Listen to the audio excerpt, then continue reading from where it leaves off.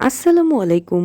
গৃহস্থালী ও রন্ধনশৈলী চ্যানেলে আজকে আমি এসেছি জালি কাবাবের একটি দুর্দান্ত রেসিপি নিয়ে।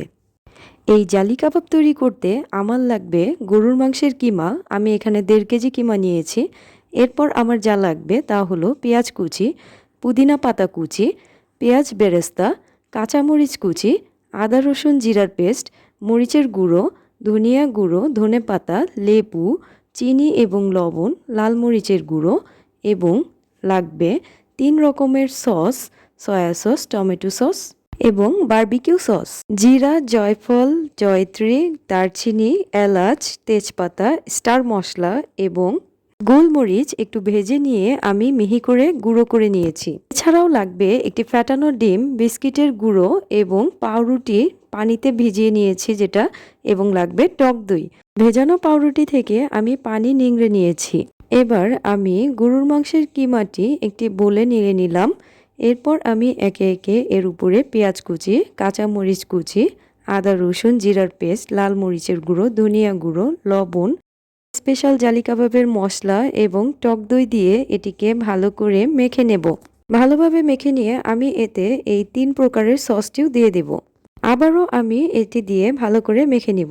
প্রত্যেকটা উপকরণ দেওয়ার পর ভালো করে এভাবে মাখতে হবে। এবার দিয়ে দিলাম পুদিনা পাতা কুচি এবং ধনে পাতা কুচি। এরপর এতে দিয়ে দেব ভেজানো পাউরুটি এবং ফ্যাটানো ডিম। আবারও ভালো করে একটু মিক্সড করে নিব। দেন আমি এতে দিয়ে দেব পেঁয়াজ বেরেস্তা। পেঁয়াজ বেরেস্তা যে কোনো খাবারের টেস্টই একটু চেঞ্জ করে দেয়। এরপর আমি এতে দিয়ে দিব লেবুর রস এবং সামান্য বিস্কিটের গুঁড়ো। সমস্ত উপকরণগুলো দেওয়া হয়ে গিয়েছে। আমি এটিকে এখন ভালো করে মেখে নিয়ে 30 মিনিটের জন্য ঢাকনা দিয়ে ঢেকে রেস্ট দেব। 30 মিনিট পর দেখা যাবে এটি মণ্ড তৈরি করার জন্য একদম রেডি হয়ে গিয়েছে। এবার আমি সেম সাইজের কতগুলো মণ্ড তৈরি করে এ থেকে আমি জালি কাবাবের শেপ দেব। সাধারণত জালি কাবাব শামি কাবাবের থেকেও একটু বড় আকৃতির হয়ে থাকে। আর আমি কাজের সুবিধার জন্য আমি প্রথমে কাবাবগুলোকে তৈরি করে নিচ্ছি। দেন আমি একটি একটি করে বিস্কিটের গুঁড়ায় এটিকে চেপে চেপে কাবাবের শেপ দেব।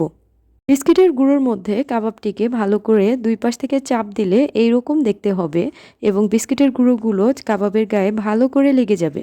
আমি 1.5 কেজি গরুর মাংসের কিমা থেকে প্রায় 30 থেকে 32টি এরকম জালি কাবাব তৈরি করে নিয়েছি। এগুলো কিছু সময় ডিপ ফ্রিজে রেখে একটি ফেটানো ডিমের মধ্যে কাবাবগুলোকে চুবিয়ে নিয়ে গরম তেলে ছেড়ে দেব। এ সময় চুলার আঁচ একটু মাঝারি হিটে রাখতে হবে, নইলে ডিমের সাইডগুলো পুড়ে যেতে পারে এবং ভিতরে সেদ্ধ নাও হতে পারে। একটু সময় নিয়ে ধীরে ধীরে কাবাবগুলোকে আমি ভেজে নেওয়ার চেষ্টা করব।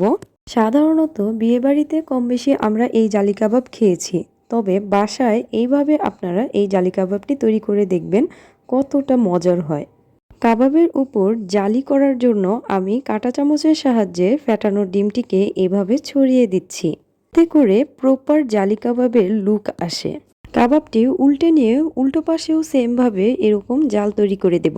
এভাবে 2 পাশ 5 থেকে 7 মিনিট ভেজে নিলেই এই জালি কাবাবটি তৈরি হয়ে যাবে। ব্যাস, জালি কাবাব আমার খাওয়ার জন্য একদম রেডি হয়ে গিয়েছে। আমি এটিকে নামিয়ে দেখাচ্ছি। এটি খেতে কিন্তু অনেক ক্রিস্পি হয় এবং খুবই সুস্বাদু হয়। আশা করি আপনারাও আমার মতো এই জালি কাবাব বাসায় তৈরি করে অবশ্যই আপনার প্রিয় মানুষের প্রশংসা কুড়াবেন। ভিডিওটি দেখার জন্য ধন্যবাদ সবাইকে। আল্লাহ হাফেজ।